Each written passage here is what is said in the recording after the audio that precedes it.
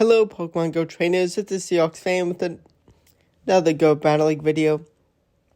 In today's video we have Morpeko, one of the strongest, fastest charging to charge attack Pokemon, super spammy, in Go Battle League.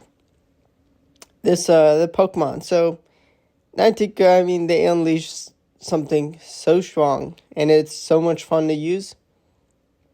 Now, Mudslap is still very strong, so definitely nice. And Charm is definitely handy. Counter Nerf, definitely very helpful for the Morpeko. Now, when you throw a Charge Attack, it changes its form. And Aura Wheel changes its typing. So it starts out electric, throw a move, it becomes dark type. As here, we take a shield, and we have a dark type Aura Wheel. And that's also a guaranteed attack boosting move. And you have Psychic Fangs. And also they buffed Thunder Shock this season, which, wow, Morpeko just absolute cheat code of a powerhouse. Now I got lucky trading with the level 1 friendship friend and was able to get this Morpeko. There's some areas where you want a high attack, some defense and no HP, able to get breakpoints in with IV spreads like that for some Pokemon. I think most Pokemon, but just certain matchups. If you are that serious into PvP, then you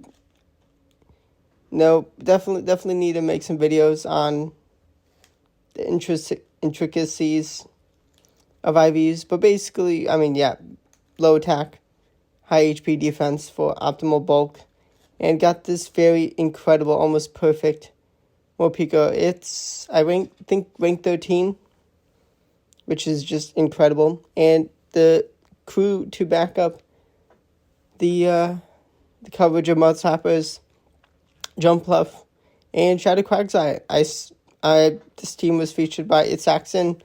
If you don't know him, then he's a former Pokemon Go World Champion, and he's just one of the first legends most seasons, and one of just the best players. And kaboom goes the Talonflame, and most people just trust him with building teams for Great League, and this team is insane. It truly is amazing. Now, Shadow Quagsire, it's not as strong, the Mudshot nerf, but that's fine. It's still so crazy fast. 5 Mudshots for Aqua Tail. Now, it's no Hydro Cannon, but it is crazy. Quagsire has a very nice, very nice fast-facing move. And also Stone Edge, very strong. Now, Aqua Tail is the legacy. Mud Bomb is non-legacy, which, if you don't want to spend an elite charge TM on Aqua Tail, understandable. But there are definitely times where you want the water instead of the ground type move. We do respect the Brave Bird from Talonflame. They're debuffed, they're in range of Aqua Tail. They do shield. I overfarm. Still play, definitely not a perfect play. It's fly only, but let's go. They try to snipe me, or maybe make a catch, and kaboom goes Greninja, the second spammiest Pokemon. And I was like, maybe they have energy on Talonflame, although I think they should not have had a move. Just easy to throw a move with Morpeko. And sometimes trainers don't respect the Aura Wheel. Now, this is neutral damage. They should respect it. Their Shadow, kaboom, almost get one hit KO. They are good enough IVs to not get KO'd. I knew that was only Brutal Swing.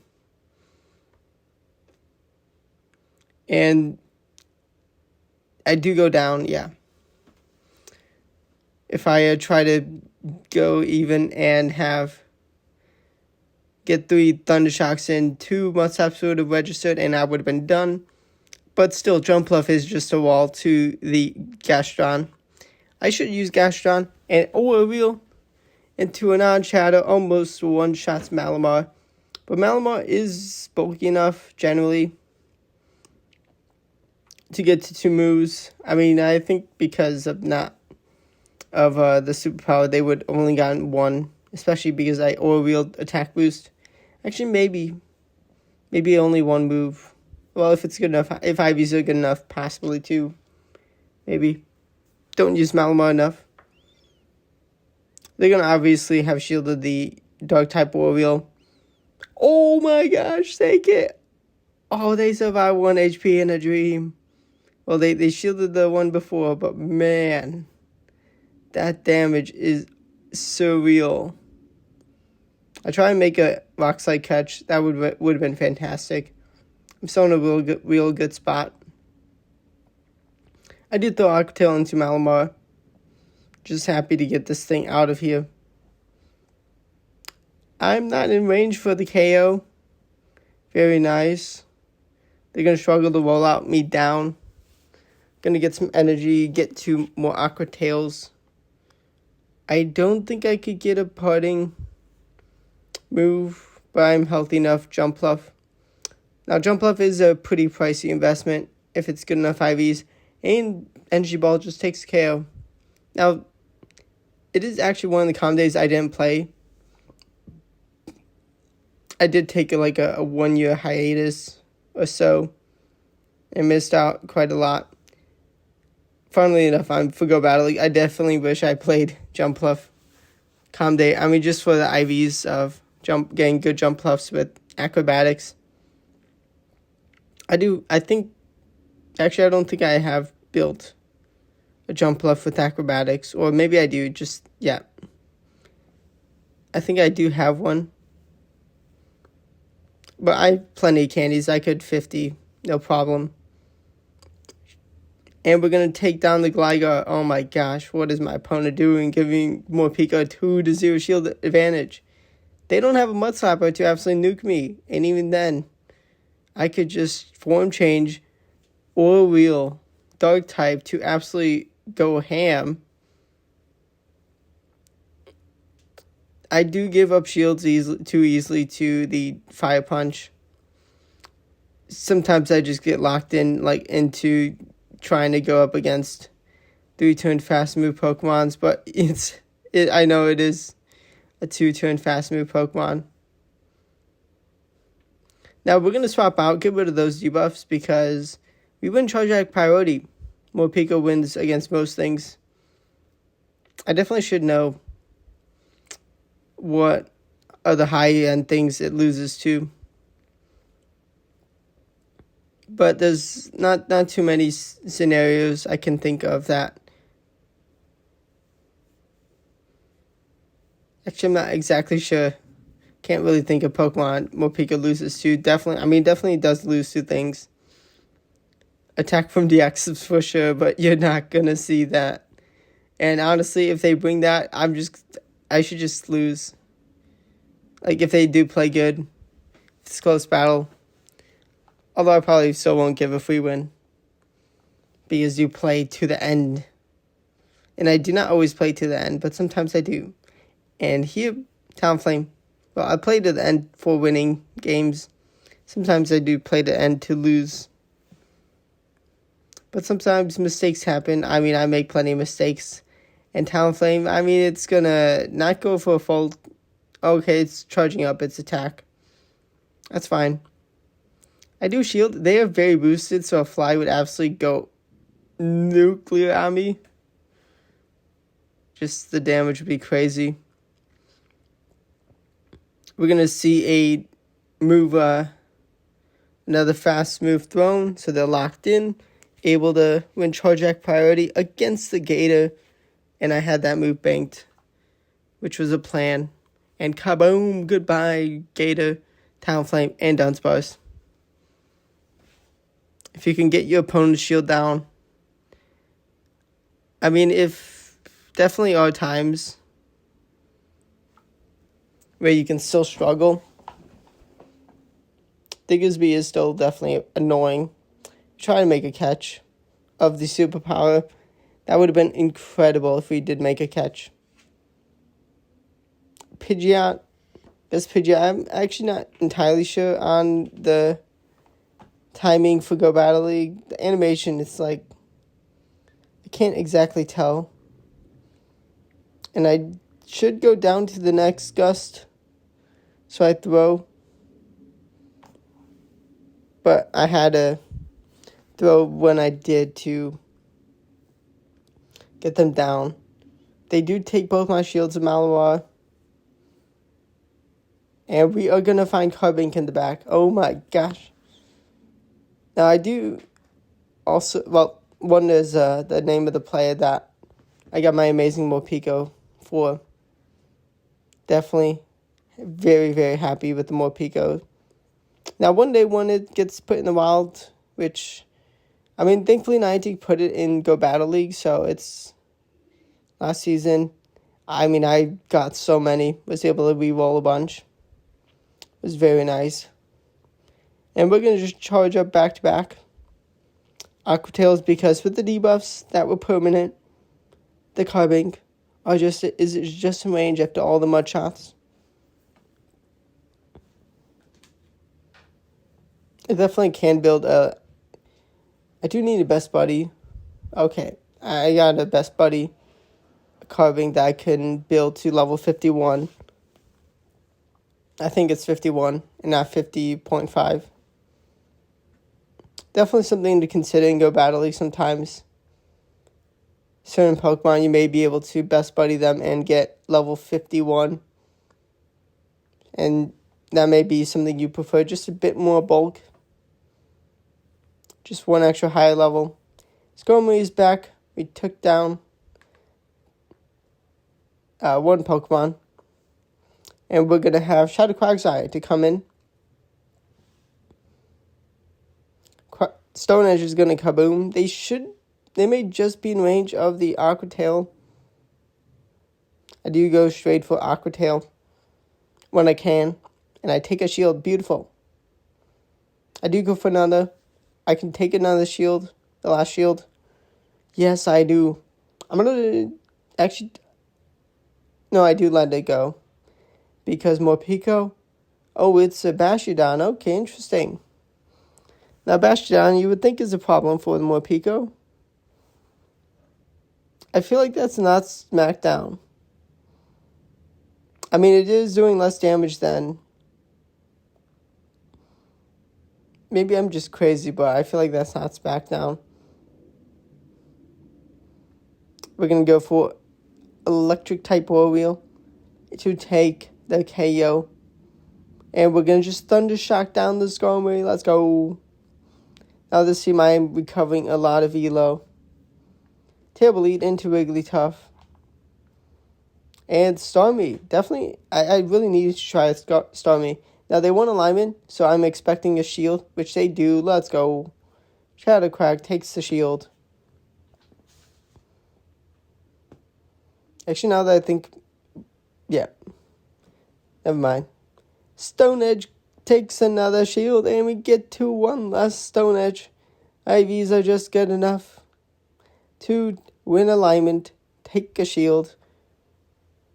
And honestly, this is actually how we wanted the alignment to go already. Because we cannot have... I mean, they were kind of just double strong into Morpeko.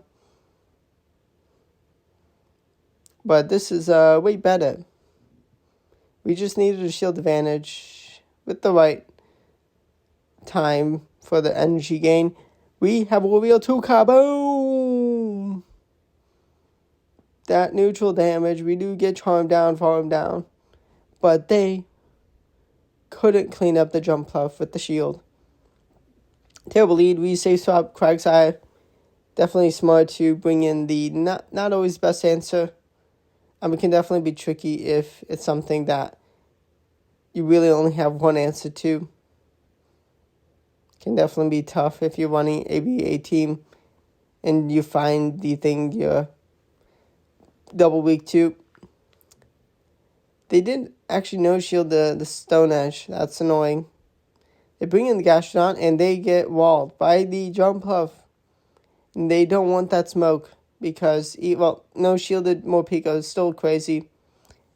But also energy on the Quagsire already. Now they have Primate. They're going to... If they go for the close combat, they will take me out, but they will be debuffed. So I'm going to expect the Rage Fist. And it is smart to go for the attack boosting move, but also smarter to shield, no shield the unbuff move before you shield the buff move. If you're able to hang on to the unbuff move and get some good energy. And 2 Stone Edges, second one landing, 2 kaboom, the jump fluff. We bring in Morpeko. And we no shield the air relays. Maybe a mistake to swap in. We catch an energy ball, so that is actually really good. And I'm accidentally going to click the air relays, the shield, I mean. So, they make a great catch onto Stunfisk. It's fine. It's fine. They only have a shield advantage and a damage jump puff. That's more damage than mine. We're actually going to kaboom with the energy ball. We bring in our Morpeko. We get to the Psychic Fangs for the KO. Can we get to another Psychic Fangs? Yes, we can. Psychic Fangs into the jump puff.